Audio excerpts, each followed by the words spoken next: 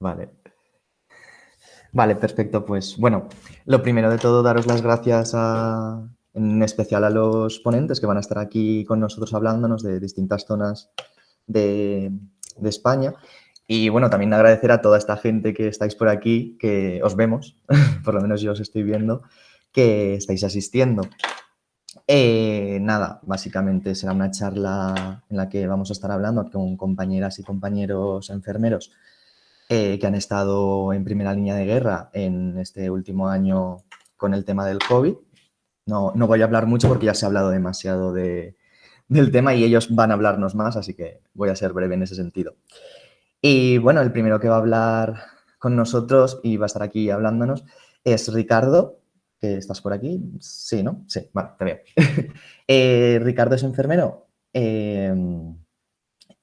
Actualmente está trabajando de enfermero en unidades de cuidados intensivos pediátrica, que lo has dicho antes, creo recordar, en el Hospital de la Paz de Madrid. Corregirme si me equivoco, ¿eh? Y nada, es responsable de salud en el Consejo de la Juventud de España. Y nada, ya lo que queda ahora es que nos cuentes tú algo más sobre ti y ya nos dices lo que nos tengas que contar. Vale, bueno, gracias que no conseguía desactivar el mute. Vale, en primer lugar, daros las gracias a todos y a todas por estar aquí, sobre todo porque después de un año, más de un año ya de pandemia, el tema de la fatiga pandémica ya empieza a aparecer, entonces que estén aquí pues cerca de 30 personas escuchando a enfermeros y enfermeras hablar del COVID, pues oye, la verdad es que gracias porque entendía que no era el acto más fácil de digerir, salvo que seas profesional sanitario. Y sobre todo, pues, tanto a Marcos como a Dani, gracias por la iniciativa. La verdad es que llevo mucho tiempo militando en Juventudes y nunca había visto un acto así rollo de enfermería y, pues, bueno, la verdad es que da gusto tener gente que comparte iniciativas y tal. Así que, bueno, la verdad es que quiero ser breve porque no me gusta extenderme. Y, bueno, como ha comentado antes el compañero Elías, yo actualmente trabajo en la Unidad de Cuidados Intensivos Pediátricos de La Paz y es una de las dos únicas unidades de Madrid que tiene box para COVID de niños. Afortunadamente a los niños el COVID prácticamente no les hace nada, salvo que, bueno, alguna cardiopatía o alguna patología de base. Pero por suerte es algo menor. Pero digamos donde yo voy a poner el foco fue en, digamos, mi vivencia previa, porque antes de estar en la UCI pediátrica estuve en una unidad COVID en el Hospital Carlos III. Pero bueno, la verdad es que donde yo quiero poner el foco de mi intervención creo que es en lo que para mí, y aquí posiblemente me meta en un berenjenal, es lo que es la base de la enfermería, que son los cuidados. Entendiendo los cuidados no solo como el conjunto de técnicas que realice una enfermera, no como el conjunto de procesos en los que formamos parte, ni el acompañamiento que hagamos durante distintos procesos vitales. Creo que los cuidados se trata de algo totalmente multidisciplinar, engloba todo ello. Es como una especie de engranaje en el cual cada una de estas acciones que he mencionado y muchísimas más que hacemos las enfermeras, como investigación, como docencia, cualquier otra, que forma parte de y perdonad que tengo el WhatsApp abierto y me ha sonado. Perdón. Lo que decía, creo que el foco de donde debemos poner el foco son en los cuidados de enfermería y que estos son algo totalmente transversal y que abarcan desde el nacimiento hasta la muerte del paciente y posteriormente los cuidados de enduero a la familia. Por desgracia, este último año ha sido demasiado excesivo. Pero sí es cierto que otra cosa que me ha gustado mucho es que durante todo este año de tanta fatiga pandémica, tantos aislamientos, tantos confinamientos, una de las cosas que me ha gustado mucho y creo que también tenemos que poner digamos, en relevancia es el esfuerzo de la ciudadanía. Y esto lo voy a desarrollar un poquito más adelante, porque sí es cierto que cuando se decretó el estado de alarma y los confinamientos, mucha gente nos aplaudía y tal, no solo a las enfermeras, sino al conjunto del personal sanitario, porque decían que trabajamos frente a frente con el COVID y para intentar solucionar la vida de las personas. Sin embargo, nuestro trabajo era uno de los múltiples engranajes que debían formar parte de todo, digamos, asistencia continuada. Y esta entendiéndola desde una parte no solo sanitaria, sino también de servicios, como ser personas que trabajasen en limpiezas, en supermercados. Pero sí es cierto que donde quiero poner especialmente el foco es cómo mientras nosotros estábamos ahí trabajando, las personas fueron capaces de condicionar y paralizar totalmente su vida para a nosotras darnos tiempo. Y ese tiempo, cuando pasa de ser algo etéreo a ser algo que a nosotros nos supone la diferencia entre poder salvar la vida de una persona más o una persona menos, cuando esa persona se trata de tu abuelo, de tu padre, madre, de tu hermano o de tu propio hijo, creo que la verdad es que es bastante necesario que se retransmita. Por desgracia, y es lo que decía antes, que casi me piséis la intervención, es que a pesar de este esfuerzo mayoritario de las personas, hay un pequeño grupo de energúmenos, que no tienen otro nombre, que han salido en cuanto se le levantaron el estado de alarma, parecía que se había ganado una competición de algún deporte o algo, y salieron a celebrarlo como si por quitar el estado de alarma el COVID dejase de estar. La verdad es que no. Dentro de unas semanas espero que no tengamos repercusiones en los contagios, pero bueno, esperemos que no. Pero sí es cierto que aunque esta, como digo, es una panda de energúmenos, no quiero darles más relevancia de la que tienen, porque a fin de cuentas creo que no deja de ser un síntoma de algo mucho mayor. Un déficit en educación sanitaria y un déficit en confianza en las instituciones y en este caso en la salud. Nosotros como profesionales sanitarios, y creo que aquí ya hablo como enfermeras, debemos ser quienes capitalice, trabajar con esas personas para hacerles conscientes de que ese tipo de actitudes egoístas y actitudes individualistas no tienen sentido cuando se enfrentan a la salud pública, que como decía antes, suponen la diferencia de darnos el tiempo para salvar la vida de tu padre o de tu madre o de tu hijo, frente a que tú te puedas tomar una caña o una copa. Creo que la balanza se declina muy fácilmente por la actitud de la salud pública. Y ya quería ser breve, por terminar un poco, creo que lo que nosotras como enfermeras debemos reivindicar no es que se nos hagan reconocimientos, no es que se nos agradezca, no es que siempre vienen bien, y no voy a negar lo que después de 1 año y medio, cuando te dan la enhorabuena por todo el trabajo que has hecho, pues no voy a negar que reconforta. Pero sí es cierto que como enfermeras lo que tenemos que reivindicar es una conciencia colectiva, porque nosotras podemos hacer muchísimo para cuidaros a cada uno de vosotros y de vosotras, pero para que yo pueda cuidarte, quien primero debe cuidarse debe ser tú. Entonces, creo que quería poner el foco en esto, en la corresponsabilidad ciudadana, que creo que por mucho esfuerzo que nosotros hagamos, si esta no existe, no va a ser posible conseguir unos resultados óptimos. Afortunadamente, creo que en esta ocasión sí se ha correspondido, sí ha habido una equiparación del esfuerzo del personal sanitario con una equiparación del esfuerzo de las personas que no forman parte del mundo sanitario.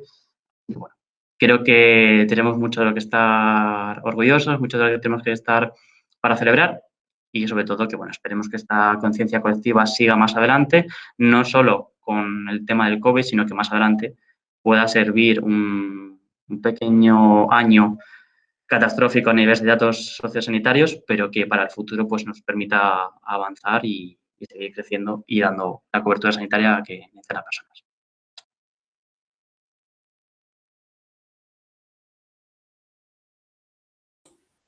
Vale, que ahora me ha pasado a mí que no se me iba el mute.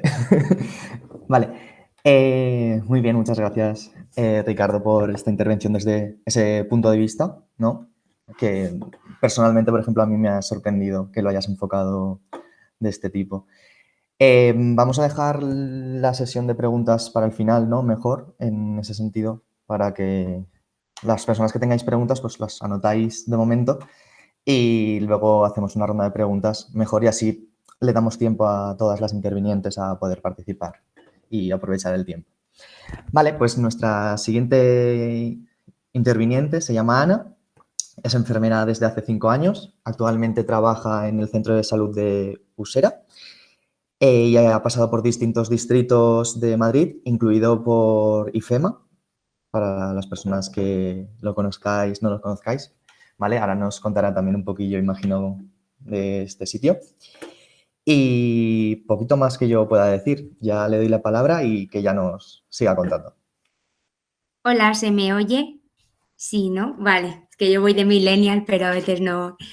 Bueno, yo la verdad que para hablar un poquito de lo que ha sido este año a nivel personal y a nivel de mi carrera profesional, yo en un año he estado casi en 3 sitios distintos Yo empecé en septiembre de 2019 que iba a hacer un máster en el que estaba súper ilusionada, entonces empecé a trabajar en un colegio, estaba contentísima en el colegio. Yo ya había hecho suplencias en colegios, pero la verdad que este colegio era un regalo y yo estaba también con mi enfermera escolar, que da para otra charla, y la importancia de la enfermería escolar, que da para otras 1000 charlas, pero bueno, no es el tema. Y entonces, bueno, llegó marzo, se empezó a hablar de lo que todos conocemos y en principio en el colegio, pues yo hice algunas charlas de lavado de manos, pero no le dimos más importancia. Y en el famoso miércoles que se cierran los colegios, yo pensé, bueno, tengo 2 semanas para dedicarme al máster, cierran esto, chimpún. Y yo ya empecé a ser consciente al día siguiente de que chimpún nada. Se empezó a comentar que a las enfermeras escolares nos iban a trasladar a los centros de salud. Yo empiezo a ser más consciente de la gravedad del asunto porque lo vivía desde... Yo tenía amigas, pero te van contando, pero hasta que no empiezas a darte cuenta, yo no era muy consciente. Yo estuve un fin de semana que estaba como muy ansiosa porque yo quería trabajar, yo veía que era lo más parecido a una catástrofe natural, ¿no? En la carrera siempre dices, esto suena fatal, pero siempre piensas, pues quiero estar en cuando pase algo, y decía, esto es lo más parecido a este nivel, pero nunca piensas que te va a pasar una pandemia mundial en tu país. Me llamaron un sábado que me tenía que dirigir a la dirección asistencial y entonces el lunes, cuando ya se decreta el estado de alarma, me mandan a un centro de salud y yo ya ahí ya soy muy consciente de que no voy a volver al colegio porque empiezo a ver la situación. Muchas cosas de las que se ha comentado sobre la atención primaria en Madrid, hay cosas que se han contado a medias tintas y que desde fuera no se ha vivido, o sea, desde fuera se ha vivido de otra manera y desde dentro se ha vivido una angustia y un caos que yo creo que no hemos sabido transmitir ni se ha sabido mucho llegar a la ciudadanía, ¿no? De que se ha hecho mucho en atención primaria. Nosotros cuando empezamos el COVID, que a mí en una reunión me dicen, esta es la enfermera de escolar, es Ana, y ya está. Y yo empecé a trabajar, teníamos como 100 llamadas en turno, se hacían seguimientos. Fueron 2 semanas muy duras porque nosotras no dejamos de ser, o sea, no dejamos de tener la parte de enfermería que no era COVID, seguíamos yendo a los domicilios, obviamente se hizo una enfermería muy de emergencia. En mi opinión personal, creo que todo esto ha hecho dar un pasito atrás en la atención primaria en Madrid porque hemos vuelto a ser enfermeras por tareas. Y entonces se ha perdido todo el espíritu que tiene la comunitaria de apoyo al crónico, de lo que es una enfermera de la comunidad. Entonces, esta enfermería de emergencia ha hecho que demos un paso atrás. Esta es mi opinión y bueno, yo la comparto. Todo esto haciendo domicilios, haciendo seguimiento COVID, pasa que nos empiezan a hablar de IFEMA, todo esto muy resumido, nos empiezan a hablar de IFEMA y piden voluntarios que obviamente que hacen hincapié que a nosotros nos pagaban, o sea, teníamos un sueldo, los voluntarios era, porque es que se han oído barbaridades, los voluntarios era que tú te ofrecías a ir, pero tú con remunerado, ¿no? Porque enfermería no es un acto de caridad, enfermería es una profesión y tiene que estar remunerada y tenemos derechos laborales, que esto de los héroes se está tapando muchas cosas. Entonces, pues bueno, empezamos, a mí me llaman un martes a las 11 de la noche para presentarme el miércoles y yo no sé qué me pasa a mí con los miércoles, pero entonces me llaman y IFEMA, no voy a entrar mucho en temas políticos, ¿no? Porque no es el acto, pero IFEMA salió adelante porque mucha gente que estábamos trabajando ahí, por no decir toda, quiso que eso saliera adelante. Yo nunca he trabajado tan en equipo, la gente que trabajó en IFEMA, que no sabíamos a lo que íbamos, éramos toda gente de primaria, había mucha gente que llevaba muchísimo tiempo sin pisar una planta de hospital y aún así se sacó adelante, se cogió rutina de hospital, que para los enfermeros que llevan mucho tiempo es distinto, o sea, las rutinas son distintas y se consiguió sacar, y para mí ese es el gran hito de IFEMA. Después, cuando pasó lo de IFEMA, estuvimos 1 mes y medio y nada, y luego volvimos a los centros de salud y a las enfermeras escolares se nos ofreció el contrato de apoyo COVID. Y en junio yo empecé en un centro de salud de Usera y, bueno, yo para vidente no me hubiera ganado la vida porque yo pensé, bueno, esto ya está súper relajado, pero bueno, llegué a Usera y en junio bien, o sea, bueno, julio bien, pero llega a mediados de julio y otra vez lo que nos había costado volver a nuestra enfermería comunitaria, a nuestros pacientes, al crónico, se da otra vez la vuelta, tenemos que volver a empezar por tareas porque la incidencia sube de una manera brutal. Usera fue una de las zonas más afectadas en Madrid, hacíamos 70 PCRs por turno, además es una zona con una población muy vulnerable y eso hizo que situaciones muy extremas bueno, hemos vivido de todo, pero bueno, en agosto fue muy duro porque todo el mundo había tenido contacto con todo el mundo, había que dar bajas. La precariedad laboral es la orden del día en Usera y mucha gente venía a la puerta que le dieras de alta porque no podían estar de baja, o sea, se vivió cosas muy duras. Es que no quiero montar mucho en el tema de los rastreadores porque no lo conozco, pero nosotros sí que nos vimos un poco que tuvimos que hacer nosotros mucho de rastreo porque ese tema no teníamos muy claro, hubo como mucho, entonces hacíamos nosotros mucho el rastreo. Además hubo un momento que era tan descontrolable, o sea, era tanta la gente contagiada que era muy difícil.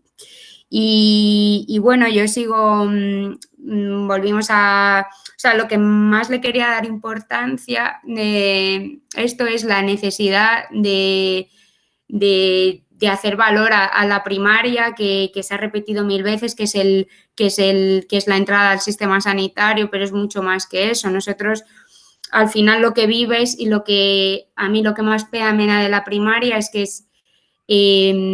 habrá que hacer una autocrítica también, pero hay tanto, o sea, ahora ya menos, pero la gente se ha sentido muy, muy sola, se ha sentido que les hemos abandonado, se ha sentido que no se les ha hecho caso, la enfermería presencial no ha dejado de existir.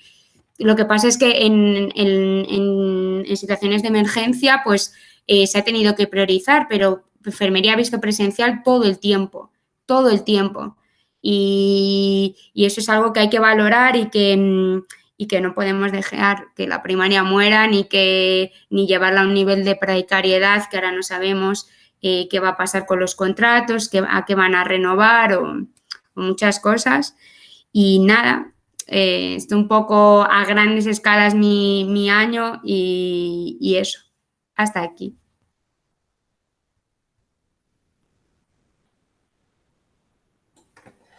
Vale, perfecto. Pues muchas gracias, Ana, desde tu punto de vista que nos hayas contado todo este transcurso. Luego tengo una pregunta para ti yo, así que luego te la preguntaré. Perfecto. Vale. Bueno, nuestra siguiente interviniente se llama Alicia, es enfermera interna residente, graduada en la Universidad de Salamanca en 2016. Además, es secretaria de Sanidad en Juventudes Socialistas de Castilla-La Mancha y actualmente es enfermera, esta palabra me cuesta un montón, ¿vale? Matrona. Matrona, vale, perfecto. Es matrona en el Hospital Virgen de la Salud de Toledo. Bueno, mi servicio es bastante diferente es muy específico, bastante diferente a todo lo que van a contar mis compañeros. Bueno, yo estoy en formación, termino mi formación dentro de pues, aproximadamente 15 días y toda la pandemia la he vivido dentro de mi residencia. Cuando empezó la pandemia, bueno, lo gordo en marzo, mi especialidad tiene unos meses de formación teórica y justo estábamos en la formación teórica en clases con mis compañeros. Se suspendieron todas las actividades formativas presenciales y nos mandaron de vuelta al hospital de refuerzo en puestos específicos del área de maternidad. Al final, pues eso, mi especialidad es algo muy específico y a otros compañeros míos sí que los sacaron a trabajar a plantas más generalistas, como sobre todo a las de geriatría o salud mental, pero nosotros tuvimos bastante suerte y nos mantuvieron dentro del área de maternidad. Sí que es verdad que tuvimos que hacer sustituciones pues, en las plantas de puérperas y demás, a enfermeras que en ese momento pues, se daban de baja por el COVID, pero bueno, al final considero que hemos sido muy afortunados de vivir la pandemia donde la hemos vivido o donde la estamos viviendo. También es cierto que cuando pasan cosas malas en el paritorio son cosas muy malas, pero bueno, un poco pues contar mi experiencia desde este otro servicio y desde este otro punto de vista de la enfermería, pues nada, en marzo se nos comunica desde la unidad docente que se nos suspenden las actividades formativas presenciales y que nos devuelven al hospital. Y en el hospital pues molestábamos a todo el mundo, nadie sabía qué hacer con nosotros, empezamos a reforzar el paritorio porque las matronas empezaron a darse de baja por COVID. Mis R mayores, los que estaban terminando su formación, sustituyeron dentro de paritorio y nosotros nos quedamos mucho en la urgencia. Se notó mucho un aumento del volumen de partos. Yo estoy aquí en el Hospital de Toledo y muchas mujeres de la zona, sobre todo, pues, se van a parir a hospitales del sur de Madrid o a Madrid. Y claro, con el confinamiento eso no lo podían hacer y las mujeres venían a parir a Toledo. Entonces hubo un aumento del volumen de partos grandísimo y no dábamos abasto, y también hubo un aumento del número de pérdidas gestacionales que no sabemos si están relacionadas en sí con el COVID o simplemente es por el miedo que las mujeres tenían de venir al hospital. Era por un retraso de la atención, pues se vieron muchísimos más abortos, muchísimos más partos prematuros y pérdidas gestacionales tardías. He llegado a tener que atender partos de compañeras que se había muerto su bebé dentro de la tripa. Pues eso, también se han vivido cosas muy duras dentro del paritorio. Cuando llegamos, la maternidad y el paritorio se ha considerado siempre una zona limpia, algo que es bastante absurdo porque al final las mujeres venían de la calle y es una puerta de urgencias igual, aunque simplemente, pues eso, obstetricia y ginecología. Con lo cual, como se considera una zona limpia, nosotros hemos sido los últimos en tener recursos. Hemos sido los últimos en tener EPIs, hemos estado con mascarillas quirúrgicas como única protección durante una semana. Con las primeras FP2 las tuvimos a finales de abril, que era como una fiesta cuando te llegaba la FP2 y la guardabas como oro en paño.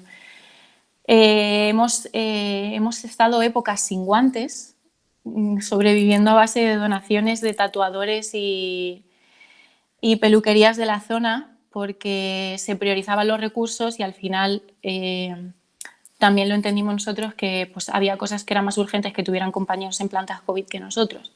El problema era que nosotros hemos atendido muchas mujeres COVID sin saberlo. Se veía luego cuando un bebé nacía un poco regular, pues a lo mejor se empezaban a hacer pruebas, pero hasta septiembre no se ha empezado a ingresar a las mujeres con una PCR. Entonces al principio era pues todo un caos con la separación del bebé y la mamá si la mamá tenía síntomas. Bueno, al principio pues se hizo todo muy mal, la verdad. Hemos empezado a tener una mascarilla FP2 por turno pues hace un par de meses, más o menos, y a los residentes nos daban la mitad. Que bueno, este último mes de mayo sí que hemos tenido una mascarilla por turno y lo hemos celebrado muchísimo, pero al final se ha notado mucho que pues eso, al considerar la maternidad como que no era zona COVID, pues no teníamos los recursos que podían tener en otro sitio.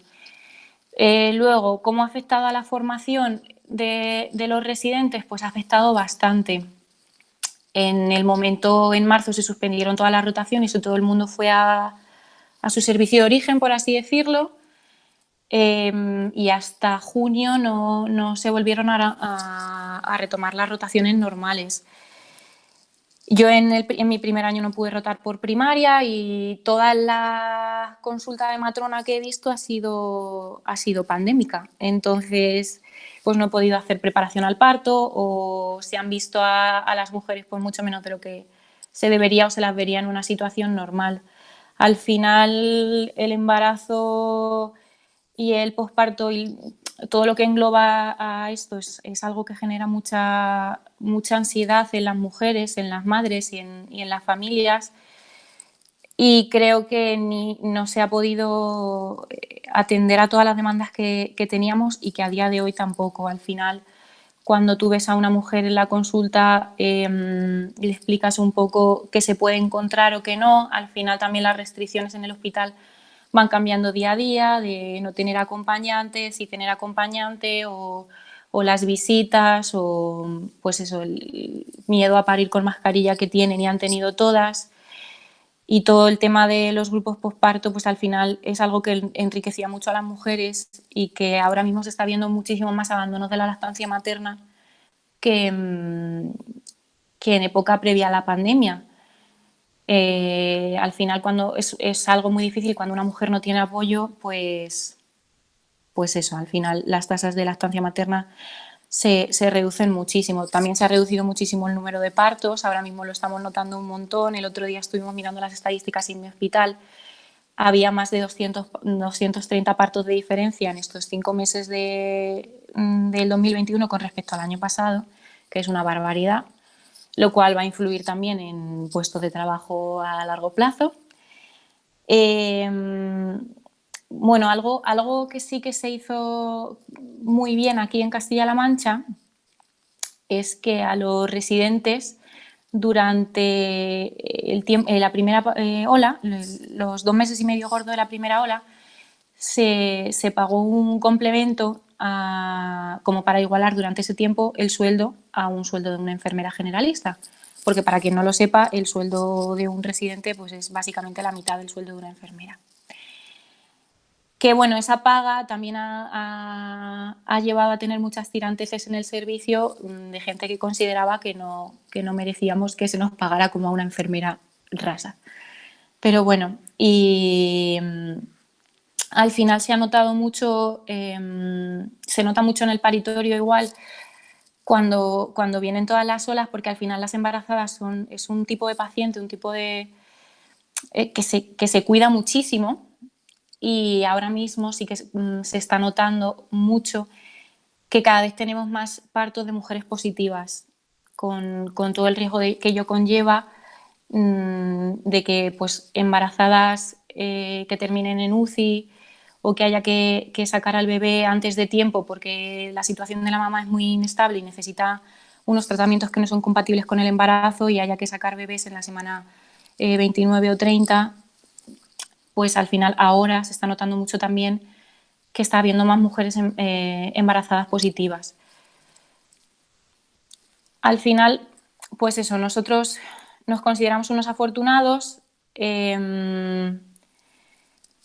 Nosotros en mi servicio nos han cuidado bastante a los residentes, no hemos entrado a partos de COVID. También es verdad que no hemos entrado porque no había EPIs para todos, entonces pues al final la formación en ese momento queda relegada a un segundo plano y entraba solo el mínimo personal indispensable para no hacer más gasto del necesario.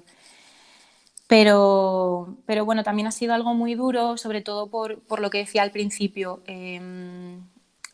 No es una UCI, no hemos estado viendo a gente morir como otros compañeros pueden contar, pero acompañar a mamás a despedir de sus bebés antes de poder haberlos conocido, pues también es algo muy duro que nos ha tocado vivir mucho más, en mucha más frecuencia durante este año. Y nada, en resumen un poco eso, al final todo mi especialidad me ha hecho ver toda la pandemia pues desde un punto de vista bastante diferente. Y ya. Vale, perfecto. Muchas gracias, Alicia. Vale, pasamos con el siguiente, Marcos. Marcos es graduado en enfermería en 2019 por la Universidad de Cantabria. trabaja en la UCI cardiológica del Hospital Universitario Marqués de Valdecilla. ¿Bien? ¿Sí? Vale. En Santander. También ha estado trabajando en la UCI general o en la UCI COVID durante la primera, la segunda y la tercera ola del mismo hospital. Y además, aquí donde lo veis, es el secretario general de Juventudes Socialistas de Cantabria. Muchas gracias, Elías. Nada, agradeceros a todos los presentes el interés que estáis mostrando por conocer un poco cuál es la realidad de la profesión, concretamente eh, en lo que circunscribe a los enfermeros jóvenes socialistas, ¿no? Agradecer y mencionar especialmente la iniciativa que tuvo Dani, que es el verdadero artífice de esta charla, con el que comparto tantas cosas, la historia, la enfermería, la secretaría general, el socialismo, porque un poco lo que decía Ricardo, ¿no? Ya es hora de que hablemos de enfermería dentro de la organización. Creo que debe ponerse de relieve la realidad de la profesión y la trascendencia de la misma. Yo quisiera trasladaros un poco cómo viví, sobre todo la primera ola, que para mí, bueno, no sabría decir si fue la más dura, quizá la segunda fue la más dura para mí. Pero quisiera contaros las sensaciones, los sentimientos que todo aquello me despertó, me provocó, y las reflexiones que he ido haciendo yo de manera individual y de manera colectiva con el resto de mis compañeros. Para que os hagáis una idea, como muy bien decía Elías, yo me gradué en el 2019 en la Universidad de Cantabria y nada, trabajé ese verano. O sea, trabajé en el 2019 en cardiología críticos, la UCI de cardiología. Que para los que no lo sepáis, el control de todo lo que abarca una UCI en 3 meses no se da ni de palo. O sea, voy a hacer ahora 2 años y para que os hagáis una idea, yo sigo preguntando cosas a mis compañeros porque el nivel de especificidad que tiene la UCI, de aparatajes, de técnicas, es que es brutal, es que es brutal. Bueno, pues eso, con 3 meses de experiencia laboral, eh, a mí me llaman de la noche a la mañana y eso es literal. Fue así, diciendo que al día siguiente empezaba en la UCI general para ver un poco cómo era la forma de trabajar en la UCI general porque me iban a mandar a la UCI COVID. Nada, estuve 2 días en la UCI general y empecé el COVID. No se me olvidará jamás mi primera entrada en la sala, que era la sala que por entonces, bueno, que en condiciones normales era la de pediatría, porque tiene unas circunstancias que son bastante favorables, porque tiene el control en el centro, los boxes están alrededor, entonces se puede hacer un control efectivo de los pacientes que están en la sala. Y yo me acuerdo del miedo que pasé, es que me temblaba todo, o sea, me temblaba todo al entrar. Me acuerdo además que ibas como un pato sin cabeza, porque es que no acababas de saber qué estabas haciendo, o sea, ibas solventando alarmas, viendo, controlando un poco parámetros hemodinámicos del paciente, pero es que ibas sin un objetivo claro, o sea, ibas como un pato mareado. Y me acuerdo el miedo mayor que tuve a los minutos de ver que el EPI tenía pues un agujero. Que, claro, porque entonces no se sabía nada del virus y yo decía, madre mía, ya la he liado, de verdad, me voy a contagiar. En fin. Nada, con el paso de los días pues vas pues tirando de resiliencia, amoldándote un poco a las circunstancias, pero en unas condiciones que son verdaderamente duras. Y yo he advertido, sobre todo después de todo esto, y en particular desde el verano, un cambio en mi personalidad. Yo soy una persona siempre me preocupaba mucho por las cosas, que lo sentía todo como un dramatismo casi exacerbado, y ahora mismo no. Y ahora mismo ya relativizas muchas cosas porque te das cuenta de lo que es verdaderamente importante, que es la vida por encima de todo, ¿no? Yo que no quiero sonar insensible, pero yo nunca he tenido una relación complicada con la muerte, ni cuando fui, nunca en general, porque la he vivido desde muy temprano con la muerte precoz de mis abuelos y de mi bisabuela que vivían conmigo en casa. Em, pero el COVID eso conmigo lo ha cambiado. Ahora mismo, las muertes que he estado viviendo recientemente y las muertes que he vivido, que me han tocado en la UCI del COVID, para mí han sido eventos que no se me van a olvidar en la vida. No se me olvidarán ni los nombres, ni la cara, ni las circunstancias, ni todo el proceso de fallecimiento de esas personas. Pero a pesar del dolor y de lo duro que ha sido todo eso, yo me quedo con lo importante que para esa gente, sobre todo en la primera ola en la que no se podía, en la que esa gente moría en condiciones de absoluta soledad, sin ningún tipo de conexión con el exterior, me quedo con que éramos los enfermeros, los que ejercíamos como único nexo de unión con el resto de la sociedad. Que es algo que yo he repetido mucho. Yo, mis salas, las salas del Hospital Marqués de Valdecilla, eran las salas UCI de manera, las normales, o sea, las que estaban para generales son las que se pusieron para UCI COVID y utilizamos la sala entera, o sea, no había una diferenciación entre lo que es el control y los boxes, o sea, todo era UCI. Entonces, no siempre había, digamos, gente de otras disciplinas o gente de otras profesiones. Que es algo que yo he repetido mucho, podía no haber médicos, podía no haber auxiliares de enfermería, podía no haber limpiadores, podía no haber celadores, pero siempre había un enfermero con esos pacientes y es con lo que me quedo. Reflexiones que hemos hecho posteriormente, tanto lo que decía antes, ¿no? De manera individual y de manera colectiva, es que yo creo que sí que hemos ido adoptando un sentimiento de pertenencia, un sentimiento de colectivo, que es un poco a lo que se refería antes. Claro, yo creo que sí. Y creo que eso es trascendente para impulsar un cambio que es muy relevante para el Sistema Nacional de Salud y para la ciudadanía en general. Que es que la enfermería debe adoptar el papel que verdaderamente le correspondería en el Servicio Nacional de Salud. Yo creo, eh, pero me lo creo de verdad, no creo que sea una forma de hablar. Somos la piedra angular del sistema. Yo recuerdo muchas huelgas estando en prácticas de médicos en plantas que se iban a manifestarse en las puertas del hospital. Y no quiero atacar a otros compañeros, sé que yo, vamos, para nada. Pero las enfermeras no pueden hacer eso. Si las enfermeras de un servicio, en general, en tropel, dejan un servicio para manifestarse en horas de trabajo, el servicio se cae. O sea, se cae. Y quiero que eso lo tengamos muy claro y quisiera trasladarlo. Y creo que eso lo hemos verdaderamente asumido a raíz de estas olas. Y luego otra cosa muy importante. Como os decía, yo empecé allí, o sea, empecé con la UCI COVID con 3 meses de experiencia laboral en una UCI cardiológica, que no tiene nada que ver con los generales. Absolutamente, bueno, nada no, pero mucho, mucho tampoco. Eh, y aún así, durante la primera, segunda y tercera ola, yo he tenido que ejercer muchísimas veces como veterano de la sala.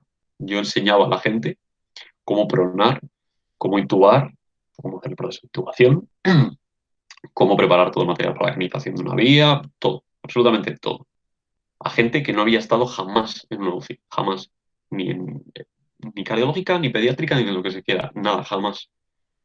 Y la reflexión que hago posteriormente es la trascendencia, la importancia de que los poderes públicos, de que las administraciones se crean de verdad la importancia de la enfermería y apuesten verdaderamente por la especialización de la misma, porque parece que solo existen, no te lo tomes a mal, Alicia, pero parece que solo existen las matronas, pero es que hay enfermeras de trabajo, hay enfermeras que debería haber una especialización oficial de enfermería de intensivos.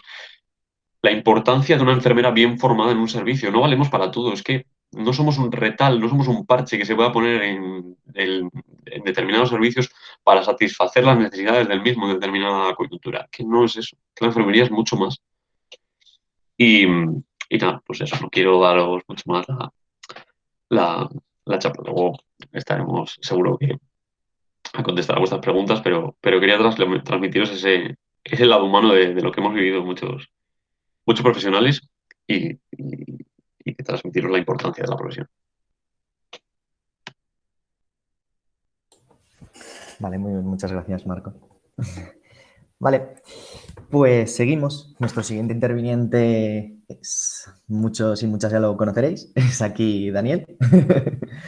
Vale, Dani es enfermero graduado por la Universidad de Zaragoza en 2015, especialista en atención primaria y comunitaria en 2019 y actualmente trabaja como enfermero rastreador desde junio de 2020 en el Centro de Salud San José Norte de Zaragoza.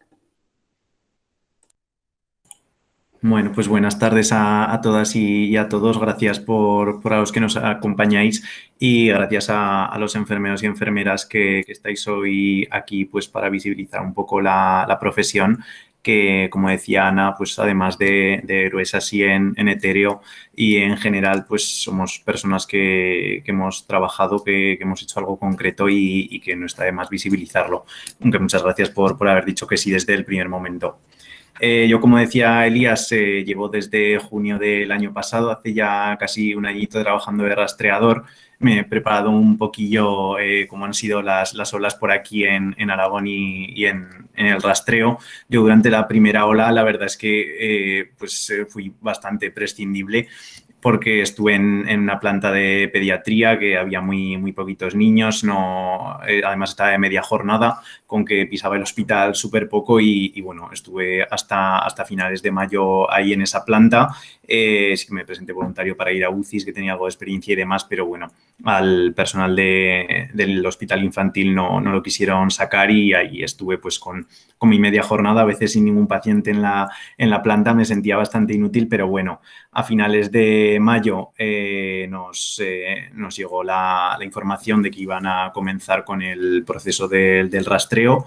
El 22 de mayo nos llegó la información con un listado de 70 rastreadores que querían coger para todo Aragón y para empezar el 3 de junio en apenas 10 días. Después fueron aumentando un poquillo las plazas hasta llegar a las 106 plazas que sacaron en un primer momento para especialistas en enfermería familiar y comunitaria, que es la especialidad que tengo, que era la primera vez que en Aragón se ofertaban plazas de trabajo, aunque fuera temporal, para especialistas y pues bueno, ya presentamos los papeles y el día 3 de junio empezamos ya con el rastreo. Después se completa también un poco los equipos de vigilancia con enfermeras generalistas y con algún médico que estuvo más para cubrir consultas. En verdad, algo de rastreo también hicieron, pero sobre todo ha caído en enfermería el tema del rastreo. Durante junio, que fue nuestro primer mes, la verdad es que fue muy tranquilo, pues como en todos lados en general, no teníamos apenas casos, pero bueno, nos sirvió un poco pues para familiarizarnos con los protocolos, que llegó un momento que nos cambiaban pues cada 3 días, así por lo menos pudimos coger un poco de soltura y también organizarnos un poco porque teníamos margen de actuación dentro de cada centro de salud. En nuestro centro de salud, concretamente, nosotros nos hemos hecho un poco cargo de todo, del seguimiento pues, de los pacientes infectados, de los contactos. Hemos ido haciéndole seguimientos a lo largo de la enfermedad, hemos sido nosotros quienes íbamos dando el alta epidemiológica, aunque algunos médicos también hacían su parte de seguimiento. Mayormente mi centro ha recaído todo sobre nosotros. Pero bueno, eso en junio no teníamos prácticamente ningún paciente, nos podíamos permitir el lujo de llamar a los contactos todos los días para ver cómo estaban, que éramos bastante pesados, la verdad, durante 14 días llamándolos todos los días cuando estaban perfectamente bien, pero bueno. Y aprovechamos para echar un poquillo de mano, que al final pues éramos especialistas y lo que nos gustaba pues es estar en consulta. Yo me fui de vacaciones el 1 de julio. A mitad de mis 3 semanas de vacaciones, pues empezaba a leer a mis compañeras que bueno, que iba viendo algo más de movimiento, que cómo estaba subiendo la cosa. Yo que me fui cuando íbamos a dar de alta a los últimos pacientes que estábamos siguiendo, dije, pues no será para tanto. Pero sí, porque en Aragón tuvimos la particularidad de que esta que estamos viviendo ahora no es nuestra cuarta ola, sino la quinta. Más que en Aragón, fue concretamente en la ciudad de Zaragoza, en Caspe, que está pegado a Cataluña, y en Huesca, porque con la temporada de recogida de la fruta pues hubo un poco de desmadre ahí en la frontera. Luego se trasladó a la ciudad de Zaragoza y se convirtió pues en un polvorín. De hecho, fue nuestra segunda ola, nuestra primera como rastreadores, y fue la peor con diferencia, por lo menos para los rastreadores de Zaragoza que recuerdo. Llegamos a tener 84 casos en un día que así descontextualizado pues igual no parece mucho, pero hoy hemos tenido apenas 200 en todo Aragón. Pues en mi centro en esa época llegamos a tener 84 en un solo día, que era pues bastante locura.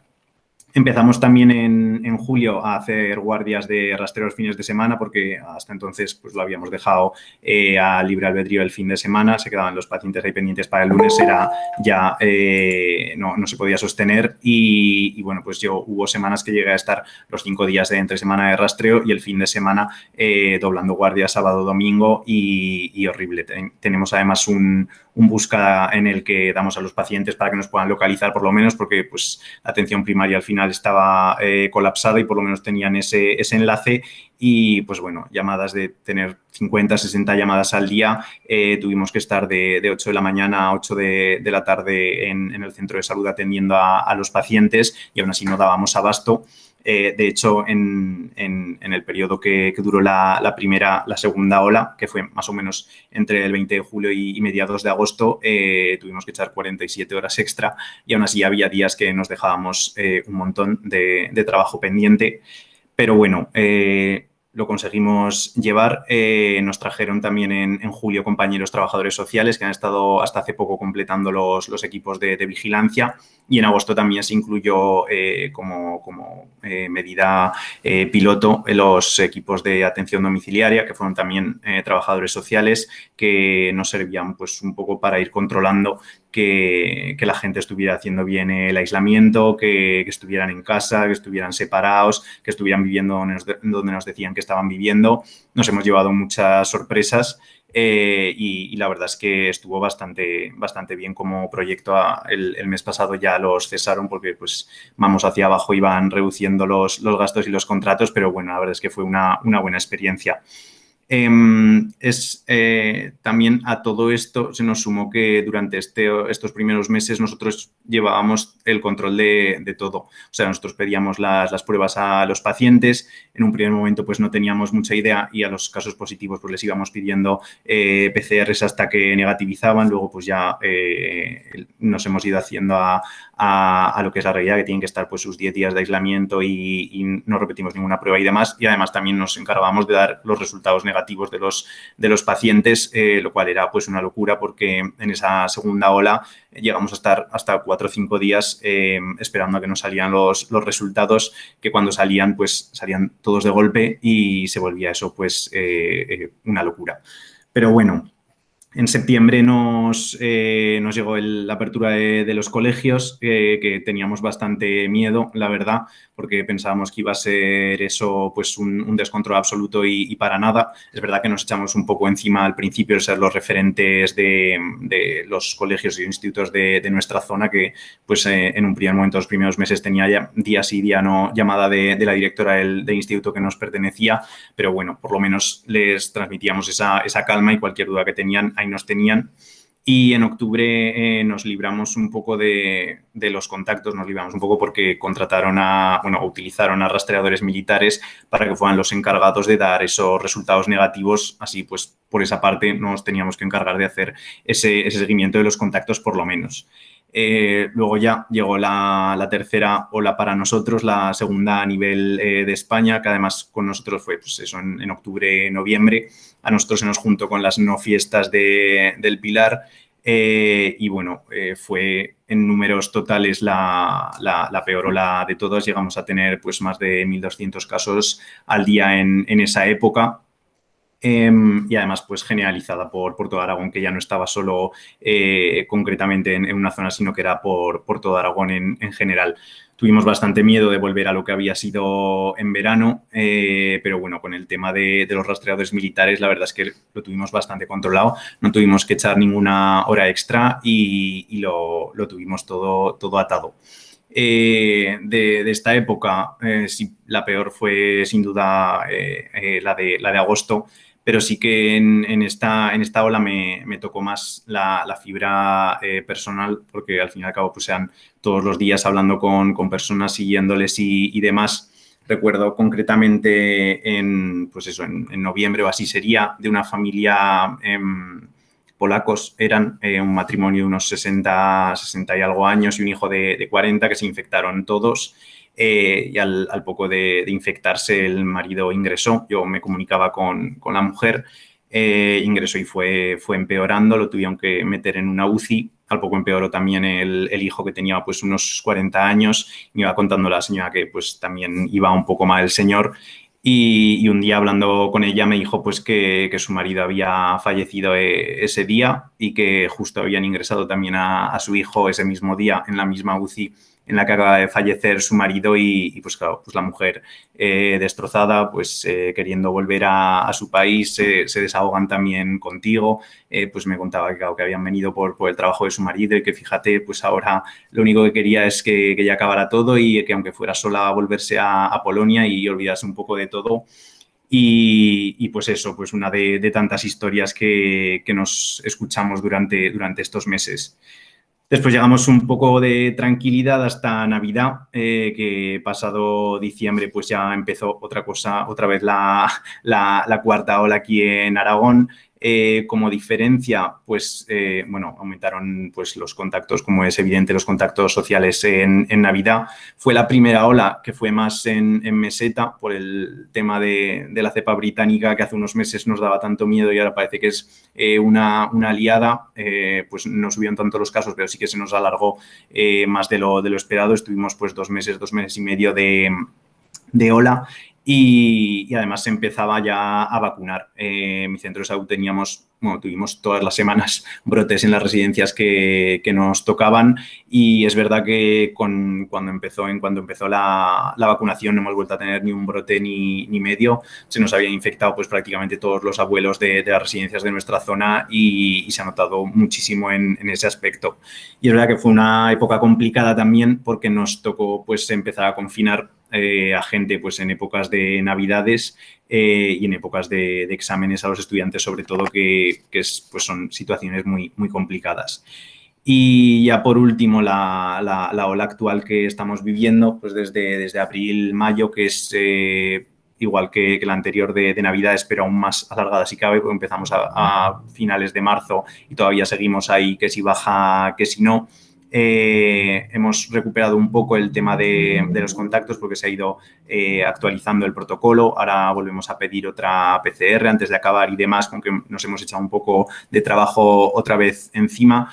Y como novedad, pues ahora estamos viviendo tanto las reinfecciones por estas cepas nuevas como los casos de infección con vacunados, que también nos hace falta pues una dosis bastante grande de pedagogía para explicar a la gente que sí, que aunque te hayas vacunado te puedes infectar, que aunque te hayas vacunado sigues siendo contacto estrecho, tienes que guardar tu cuarentena y demás. Pero bueno, ahí estamos y a la espera de ver cómo hablábamos, cómo nos afecta ese fin del estado de alarma y la vuelta un poco a la normalidad. Y por acabar, ese ha sido más o menos mi trabajo. Y como conclusiones o sí, como reflexiones personales y profesionales, en la parte negativa tendría que decir que es verdad que el rastreo, pues como desarrollo profesional de la enfermería, pues al final pues estás pegado a un teléfono que no puedes ver al paciente, que al final la enfermería es roce más que otra cosa y sí que pues no nos ha servido mucho para desarrollarnos. Es un trabajo muy, muy, muy monótono y que al final te desgasta porque pues el paciente pues está igual de quemado que todos. Hay cosas que no entiende, que al final te acaban contestando mal, te acaban colgando, te acaban mandando pues a escaparriar y al final pues te acaba afectando personalmente. Pero bueno, en la parte buena, que creo que es la que más nos pesa al fin y al cabo, en lo profesional pues se ha dado un empuje increíble a la especialidad de familia y comunitaria. Ahora ya se nos van a quedar consolidadas para nosotras, para las especialistas, estas plazas que se crearon. Creo que hemos dado un respaldo enorme a los pacientes, más que para que se encuentren mejor físicamente, para que se encuentren que tienen a alguien ahí detrás, que pueden recurrir a alguien, que si no escogen el teléfono en el centro de salud, pues por lo menos tienen tu busca para llamarte, para que les escuches y para ver qué tal están. Y que no ha sido poco el trabajo. Aquí en mi centro de salud miraba hoy los datos y llevamos una base de datos informal de los pacientes con los que hemos hablado y de contactos, a día de hoy pues hemos hablado con unos 2.350 contactos y con unos 1.400 casos en una zona básica de salud que son 20.000 personas. O sea que durante estos casi 12 meses hemos llevado casi al 20% del barrio con sus llamadas, con sus pruebas, con todo, con que, bueno, por lo menos eso, me llevo que les hemos acompañado, que no han estado solos y que al fin y al cabo pues es una parte importante de la enfermería esa. Con que por mi parte ya estaría el tostón. Vale, muy bien, muchas gracias, Dani. Vale, pues finalmente, pero no por ello menos importante, tenemos a Elena. Vale, Elena es graduada en la Escuela Universitaria de Enfermería de Cruz Roja de la Universidad Autonómica de Madrid. ¿Lo he dicho bien? ¿Sí? Vale, perfecto. Sí, sí. Es enfermera de atención especializada en Madrid y ha tenido, bueno, ahora nos lo contará, ha tenido un largo ahí camino en distintos hospitales, distintos servicios y demás, que yo prefiero que sea ella la que nos lo cuente, porque seguramente yo tendría algún error, entonces prefiero que nos lo cuente ella. Igual me equivoco hasta yo contándolo.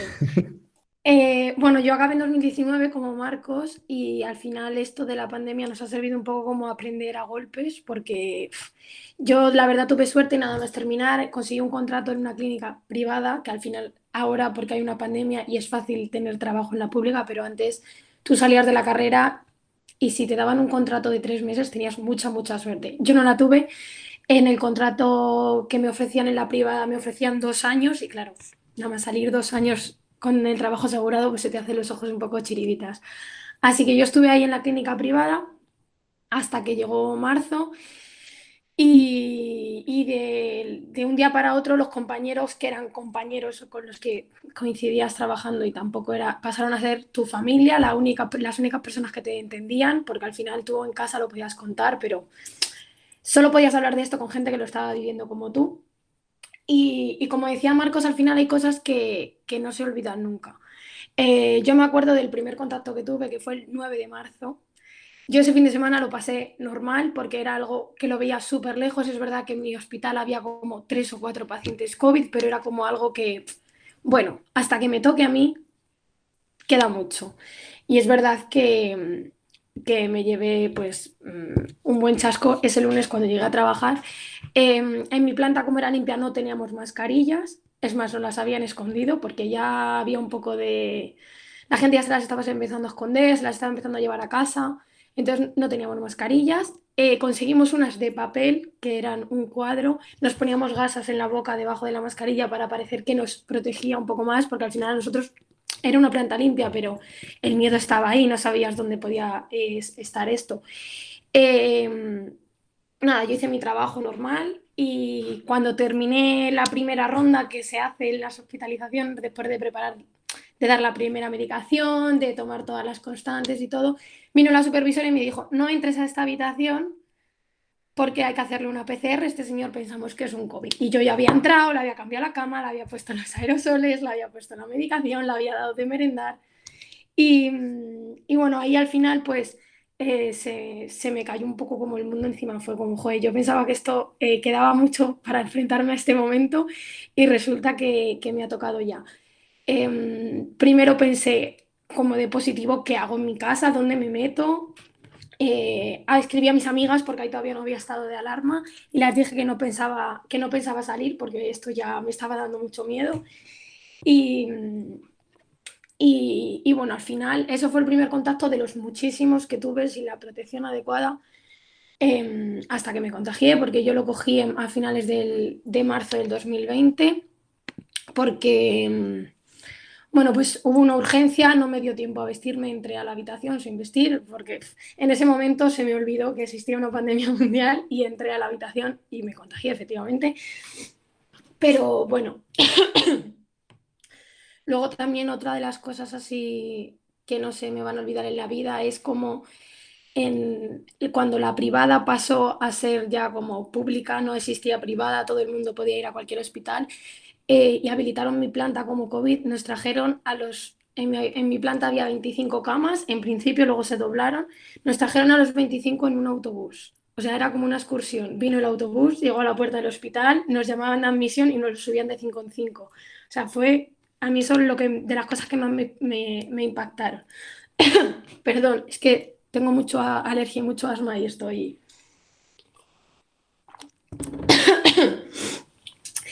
Y bueno, luego yo me puse luego a doblar en Fuenlabrada durante un mes hasta que me contagié y la verdad que yo lo digo siempre, contagiarme fue una mierda porque yo tengo mucho asma y lo pasé bastante mal, pero a mí contagiarme me salvó mentalmente, pude desconectar durante 2 semanas completamente de todo, encerrada en mi habitación, me silencié todos los grupos del trabajo. Al final tienes ahí un poco de culpa por estar en tu casa mientras los demás están trabajando, pero lo necesitaba. Y, y bueno, después de doblar en el hospital privado nos dijeron que no nos iban a renovar el año de contrato que nos quedaba porque no había dinero. Entonces pues me tuve que ir a buscar en otro sitio, me fui a la Sierra de Madrid, que me vino genial porque era un hospital de rehabilitación donde no había casos, fue desconectar otra vez completamente del COVID, estuve allí todo el verano, pero cuando llegó el invierno me quise volver aquí a mi casa y empecé ya a trabajar en el Severo Ochoa, en la REA, que la REA es un servicio ahora que también hace de UCI limpia y, y, y aquí estoy. La verdad que no tener el EPI ayuda muchísimo. Pero bueno, se siguen viendo, como decía Nana y Alicia, las otras consecuencias del COVID que no son el COVID como tal. Al final yo tengo muchos pacientes que acaban en la UCI porque son pacientes crónicos que no han tenido el seguimiento que tenían que tener. Porque con el COVID se ha perdido mucho, se ha perdido muchísimo el seguimiento. Y eso al final también son consecuencias de la pandemia. Y bueno, tenía aquí escrito una cosa que leí ayer, que fue el Día de la Enfermería, que escribió Pau Donés o sea, en un libro que escribió mientras estaba tratándose, que decía, una enfermera te quiere antes de conocerte y entonces empieza a cuidarte. Pero de entrada lo que te está transmitiendo es un amor que tú no esperas. A mí las enfermeras me han devuelto la fe en la humanidad. Y es un poco el resumen de lo que es el trabajo y se ha visto con esto de la pandemia. Yo tengo una anécdota muy, muy bonita que me pasó cuando, cuando estaba todavía en la clínica privada. Me llamaron al control las chicas de información y me dijeron que había una señora que no conseguía contactar con el marido, que le estaba llamando al móvil y que no lo cogía, que le estaba llamando a la habitación y no lo cogía y que estaba muy preocupada. Es verdad que ese señor pues, era un señor muy mayor que obviamente no estaba para coger el teléfono, pero el señor estaba bien. Entonces yo le dije que me apuntara, que me dijera el número de la señora, que ahora cuando entráramos a la habitación pues la llamábamos para que pudiera hablar con el pobre hombre que estaba ahí solo. Y me acuerdo o sea, yo iba completamente tapada. Yo es verdad que me ponía las gafas en lugar de las lentillas porque los pacientes me decían que así sabía quién era yo, porque me reconocían por las gafas, entonces siempre iba ya con las gafas. Y entré vestida, lo único que se me veía era este trocito, bueno, ni eso, las gafas. Y llamé a la señora, le dije que el señor estaba muy fatigado, que no iba a poder hablar, pero que ella le dijera lo que quisiera, que le estaba escuchando. Y fue súper bonito, el señor estaba súper emocionado, lo único que me cogía la mano y me daba besos en la mano, era lo único que podía hacer. Y al final por estas cosas, pues bueno, te devuelve un poquito la ilusión en el trabajo y te recuerda un poco por qué te metiste en esto. Pero bueno, esto también ha servido un poco para aumentar la visibilidad de lo que hacemos, que yo me acuerdo cuando empecé a estudiar, mis amigos me decían, pero si con eso solo vas a pinchar y a limpiar culos. Y ahora pues se entiende un poco más lo que hacemos día a día, que al final, pues bueno, todavía queda mucho camino por recorrer, pero nos ha servido también a nosotros para darnos cuenta de que nos merecemos más y de movernos, de luchar por lo que nos corresponde y porque las condiciones pues son una mierda en general y la gente se está dando cuenta de que somos muy, muy necesarios y que también nos tienen que cuidar un poco. Y nada más, tenía por aquí otra frase que también la leí ayer, es que ayer dio para mucho el día. Y es de Mónica Dickens, que es la nieta de Dickens, el escritor, que era enfermera y también era escritora. y definió lo que ella llamaba como la maldita vocación. Yo no estoy muy de acuerdo con lo de la vocación porque me parece que se utiliza un poco como excusa para muchas cosas, pero la definición me ha gustado. Y es que dice, la enfermería es como una manía, una fiebre en la sangre, una enfermedad incurable que una vez contraída no se puede curar. Si no fuera así, no habría enfermeras. Y define también muy bien que si no existiera eso que tenemos nosotros que nos hace seguir aquí, muchas veces hubiésemos tirado la toalla con esto. Pero bueno, un poco eso era lo que yo quería contar y ya está. Seguro que me dejo mil cosas más que quería contar porque no me lo he preparado.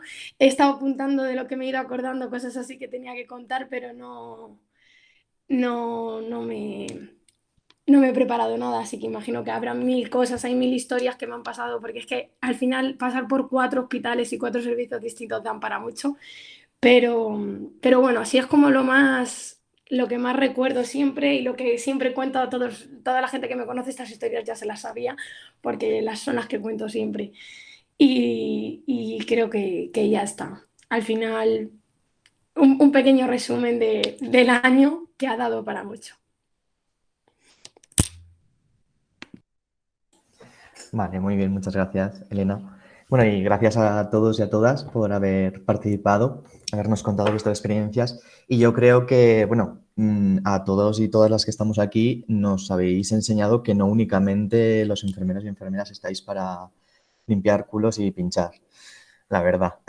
Pero el que aún se lo esté pensando, que os pregunte también.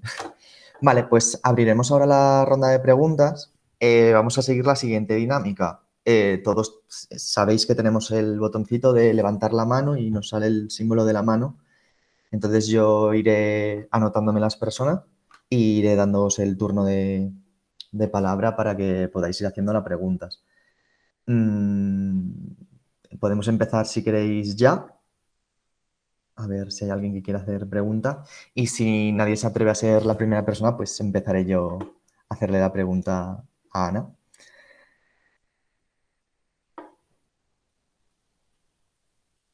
Vale, pues nada, empiezo yo. Vale, pues Ana. A ver, un segundito, que me la tenía aquí escrita. Ahora. No, a ver, que te vuelva a localizar, que ahora se me han movido todas las personas. Aquí, vale. Nos has comentado el trabajo en equipo que habéis estado haciendo en IFEMA y mi pregunta va enfocada a si tú, cuando te informaron de ello, si creías que se podía desarrollar ese tipo de recursos tan efectivos como han sido y en tan poco tiempo, sabiendo que IFEMA es un espacio que no está destinado en un principio no estaba destinado para ese trato sanitario, sino para ferias, congresos, etcétera, que es lo que estaba inicialmente para desarrollar. ¿Tú conoces Sí. eso? O sea, yo o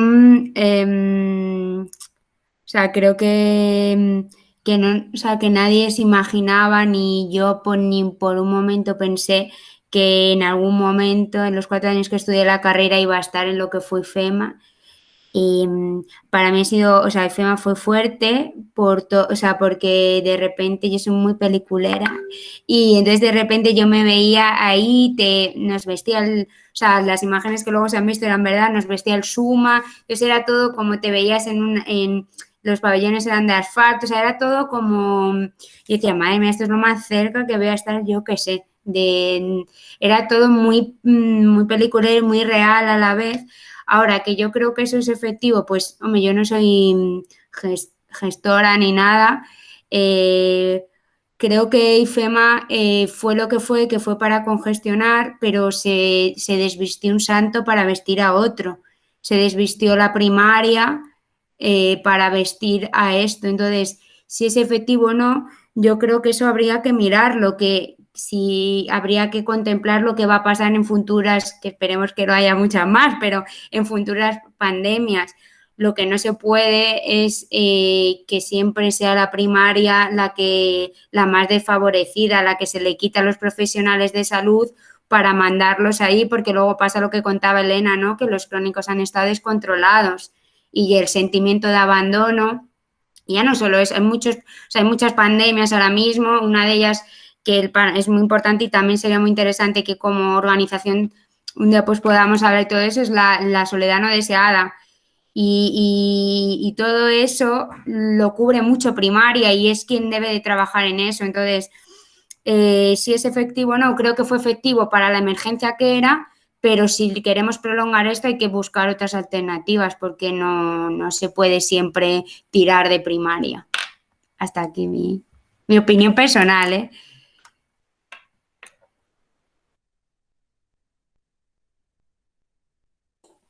Y se ha ido. Quería silenciarse, yo creo. Vale, ahora volverá seguramente. Bueno, ¿alguien más tiene alguna pregunta? Porque no he visto ningún simbolito de mano. Igual lo han explicado todo tan bien que no es necesario no es necesario tener ninguna pregunta. Pero no sé, ¿alguien más?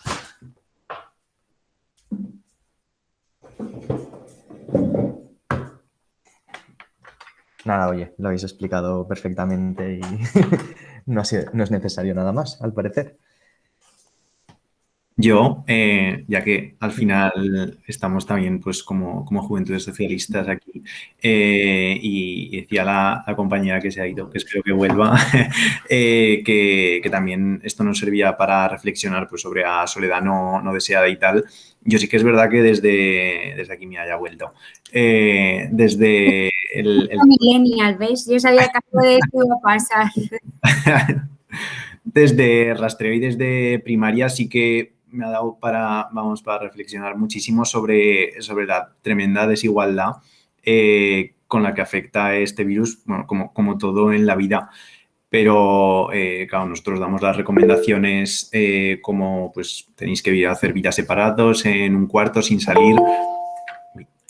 Y claro, pues tenemos familias, pues hace poco teníamos una familia pues no recuerdo si eran peruanos, no sé, creo que eran peruanos, pues eran dos familias que compartían un piso enano que pues acabaron infectando evidentemente todos y a la vez teníamos una familia de 3 miembros, los padres y el hijo, que tenían un caserón pues de 150 metros y que pues si no querían no se veían ni aun haciendo confinamiento. Y eso que me ha dado para reflexionar bastante sobre lo muchísimo que los recursos que tengas de base y la casa que tengas y los recursos que tengas, pues te afectan también estas situaciones. Como reflexión. Vale, muy bien, muchas gracias, Dani.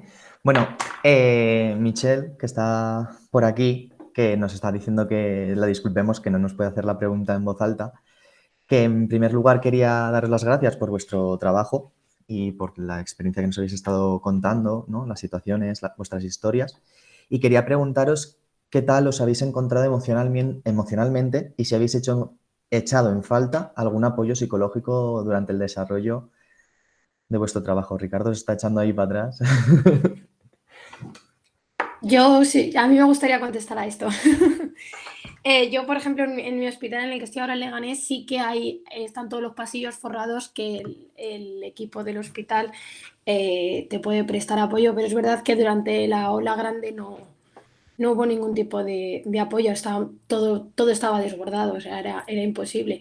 Yo personalmente lo viví, o sea, fue duro porque aparte de contagiarme, yo el hecho de contagiarme no lo pasé mal psicológicamente porque desconectar del hospital me vino muy bien, pero sí que vi a mi familia muy preocupada. A la semana de yo ponerme mala empezó con fiebre mi madre también y mi padre dejó de ver la tele porque ya dijo, bastante tengo ya en casa como para encima estar viéndolo todo el rato en casa se ponía malo. Yo hubo un par de días que no me fui a urgencias por cabezona, porque bueno, me veis la voz que tengo, soy muy alérgica, muy asmática, me ahogo enseguida y el virus me vino fatal. Y además tuve la mala suerte de vivir esto muy cerca, con gente muy cercana que perdió a familiares y es verdad que se hacía mucha bola.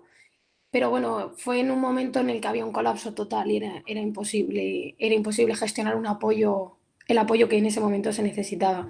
Es verdad que luego, bueno, yo he tenido la suerte de poder desconectar del asunto y bien, pero eso, en mi hospital por lo menos sí que hay una red de apoyo para los profesionales y yo sé que mucha gente ha acudido y le ha venido muy bien. Entonces, en mi hospital, por ejemplo, eso está bien gestionado. En los demás, pues la verdad no lo sé. Yo hasta que no llegué a Leganés no he visto una red de apoyo a los profesionales así como tan... También es que el Severo Ochoa fue un hospital que estuvo muy mal. El primer profesional sanitario que falleció fue en el Severo Ochoa, fue uno de los primeros hospitales en Madrid que colapsó completamente, entonces yo creo que eso pues ayuda un poco a que esté como mejor organizado el tema del apoyo psicológico. Pero es verdad que en el resto de hospitales yo no conozco, en los que he estado no conozco esa red.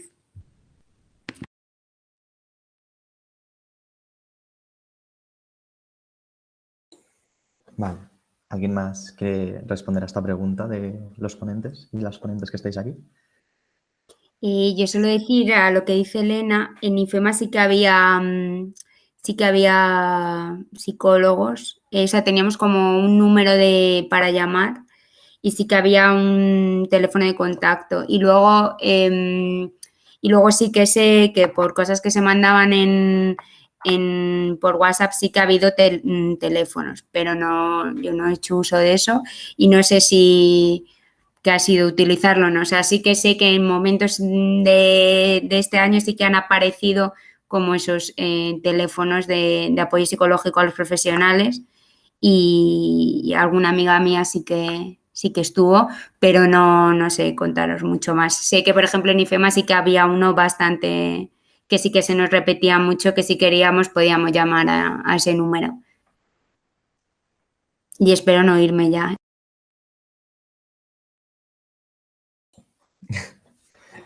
Vale. ¿Alguien más quiere hacer su aportación? Aquí en Castilla-La Mancha, en la plataforma, hay una plataforma de cursos para la formación de los profesionales y lo que se hizo fue abrir un curso de afrontamiento a las situaciones de estrés. Pues ahí te iban poniendo cosas muy de Mr. Wonderful y cosas así, y eso es lo que yo conozco que ha habido en Castilla-La Mancha, y en mi hospital no ha habido nada más. Nosotros en Aragón, la verdad es que a nivel hospitalario no tengo ni idea, así que el colegio de enfermería hizo algo que valía la pena y sí que puso una asesoría de este tipo. Y afectar, pues, como decía yo, en verano, en la segunda ola de aquí de Aragón sí que fue la que más mentalmente y psicológicamente me afectó por la carga de trabajo, que es verdad que no estamos, al final estamos delante de un ordenador y a través de un teléfono, que no es la carga física de una UCI, de ver ahí al paciente, pero sí que es verdad que era la carga de me voy a mi casa, porque en la UCI en planta pues vas desbordado todo el día, todo el turno, pero acaba tu turno y vienen otras compañeras. Nosotros acabábamos ahí y ahí se quedaban los pacientes. Si no les llamábamos nosotros para el resultado, no les iba a llamar nadie. Si no comunicábamos nosotros los contactos, no os iba a comunicar nadie y te pesaba ahí. Y todo el día el teléfono sonando. Yo ese mes era horrible, soñaba todas las noches con las llamadas, con el teléfono y el sonido de llamada, que es el que tiene todo el mundo. Desde entonces descubrí y sí que la verdad que se hizo bastante pesado, pero bueno, más allá de entonces yo creo que me he recuperado bien y no tuve que recurrir a nada.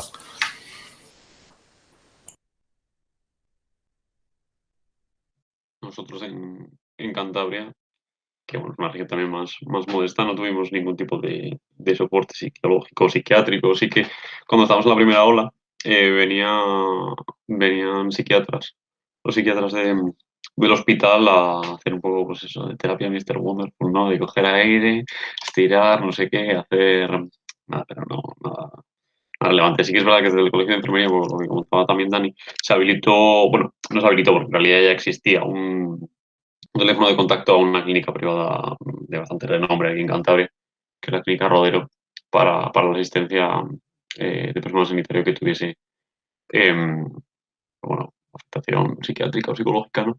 En mi caso no lo pasé muy mal, lo pasé horrible. Y sobre todo un poco lo que decía un poco Elena, es que yo, más que el miedo que tenía yo, es que era contagiar a mi familia. Es que yo estaba súper aislado, o sea, estaba aislado en mi cuarto, no dejaba que entrase nadie.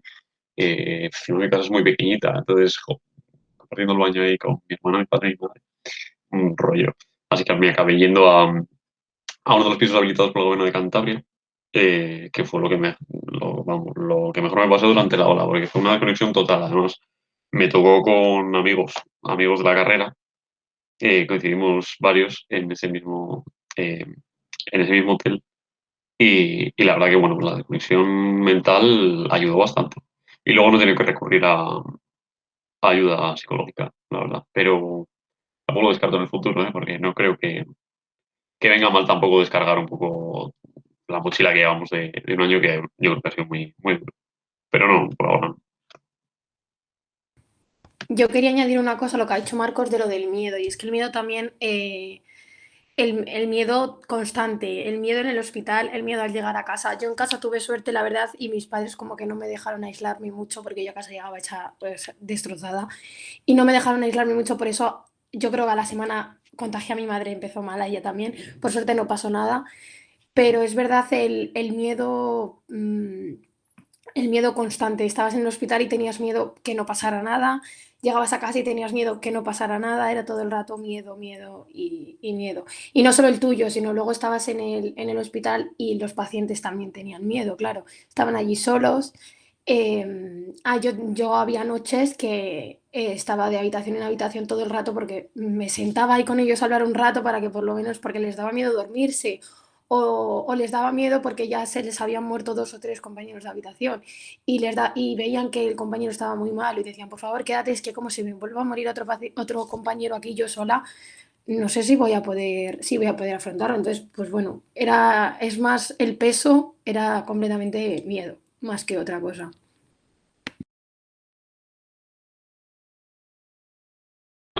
Una cocina, comentando un poco al hilo de lo que decía Elena. Yo me acuerdo, aquí en Valdecilla se habilitó una sala, que era la sala de REA, que es una sala que es súper extensa, súper grande, súper amplia, súper alta, para UCI. Y yo me acuerdo vivir una de las cosas que no se me olvidarán en la vida, que uno de los días tuve que ir, que además es que si no se me olvidará en la vida, lo llevé fatal, me pareció horrible cuando me hizo ese comentario ese paciente. Las camas no había diferenciación, o sea, no había separación entre ellas. Quiero decir, no había separación física, no había un biombo, no había una cortina, no había nada. O sea, se veían los unos a los otros.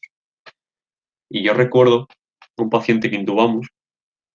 El proceso de intubación es, para los que no lo sepan, es agresivo, vamos, una pasada.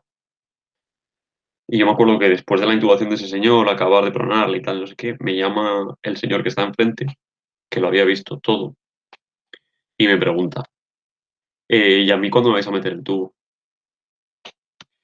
Y me pareció tan duro que es que no supe qué responder. Es que no recuerdo si le respondí algo porque, de verdad, o sea, es que me sigue recorriendo una sensación de un escalofrío interno, de lo duro que fue eso, que no se me olvidará en la vida. Pero es que no me acuerdo ni lo que le contesté ni nada, porque fue horrible y eso tampoco se me olvidará jamás, jamás. Del miedo, eso, que vivían los pacientes y los huevos que estaban ahí. Claro, aquí además llegó un momento en Madrid que tener un tubo era una suerte porque no había huecos. Entonces, yo me acuerdo de un paciente que estaban valorando si le llevaban a la UCI, si no le llevaban a la UCI, y él me decía, es que yo no quiero que me duerman. Y yo le dije, o sea, yo le intentaba explicar que estás teniendo mucha suerte porque hay gente que ni siquiera tiene la opción a que le duerman. O sea, es una suerte que te puedan dormir, que te puedan intubar y que a lo mejor te puedas recuperar. Hay gente que directamente no le están dando esa opción. Y era como, joder, encima les tenías como que decir que eran afortunados de que fueran a la UCI, porque es verdad que llegó un punto en el que, además, me acuerdo que lo escribíamos hasta en el evolutivo, que no era candidato a UCI, que si pasaba cualquier cosa, o sea, y la mayoría de la gente era gente muy mayor y no eran candidatos a UCI. Entonces, cuando alguien se iba a la UCI y tenía ese miedo porque, joder, ir a la UCI da mucho miedo, decirte que te van a dormir da mucho miedo y les tienes que explicar que estaban siendo afortunados, que era una suerte, que había gente que no tenía esa oportunidad y eso era complicado. Claro, no lo entendían, pero porque normal.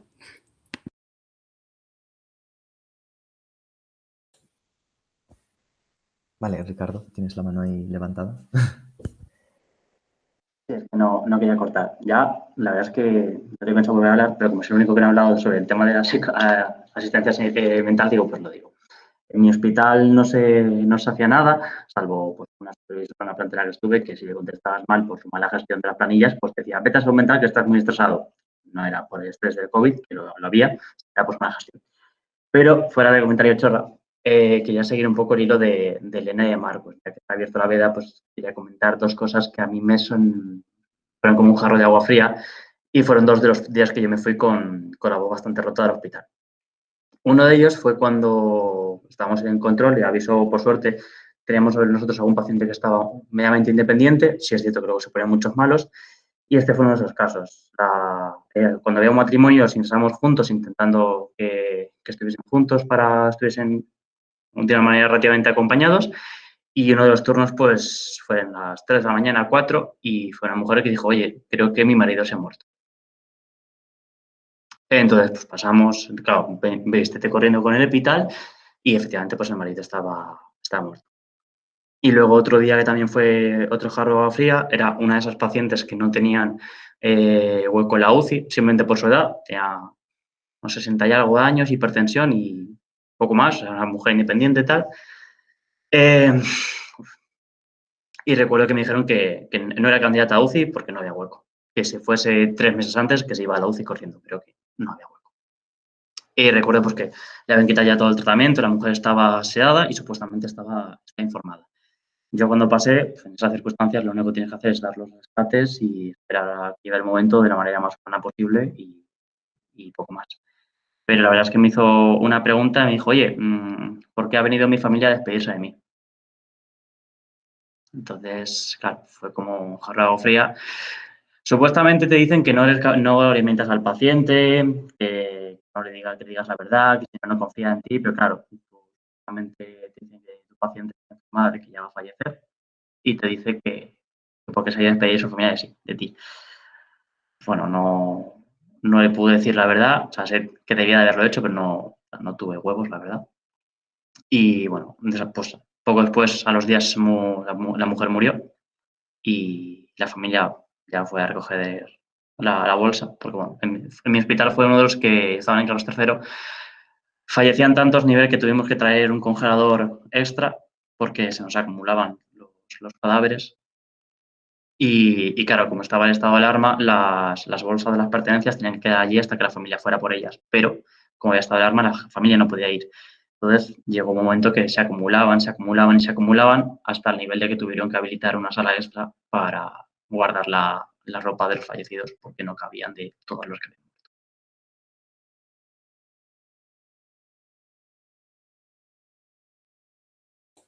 Vaya. Creo que ese jarro de agua fría nos ha caído ahora a todos un poquito, ¿eh? Vale. Pues, ¿alguien más tiene alguna pregunta? Bueno, antes de terminar, Michelle os ha dado mucho ánimo y mucha fuerza para que continuéis con vuestra labor.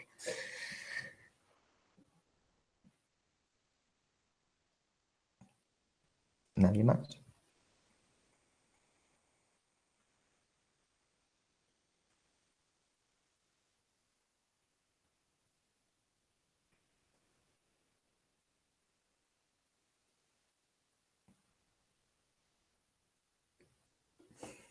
Bueno, pues si nadie más tiene ninguna pregunta, daremos... Sí, daremos por concluida esta intervención, esta charla. Y esperamos que a todos los y todas las asistentes os haya sido amena, os haya gustado y que hayáis visto desde otro punto de vista el trabajo de estas y estos profesionales que muchas veces está muy invisibilizado, ¿no? Porque siempre se dice que está por encima ese perfil de médico, que como antes bien han nombrado, muchas veces un médico sí que puede faltar, pero un enfermero o una enfermera no puede faltar. Y todos los que trabajamos, creo, en el sector sanitario lo sabemos bien. En ese sentido que un médico sí que puede faltar, pero un enfermero o una enfermera ya es más importante. Y muchas veces no está esa importancia visibilizada. Vale, pues muchas gracias por asistir y esperamos continuar y seguir haciendo actividades y charlas de este tipo y que sean lo más completas y enriquecedoras para todos y para todas. Que vaya muy bien. Hasta luego.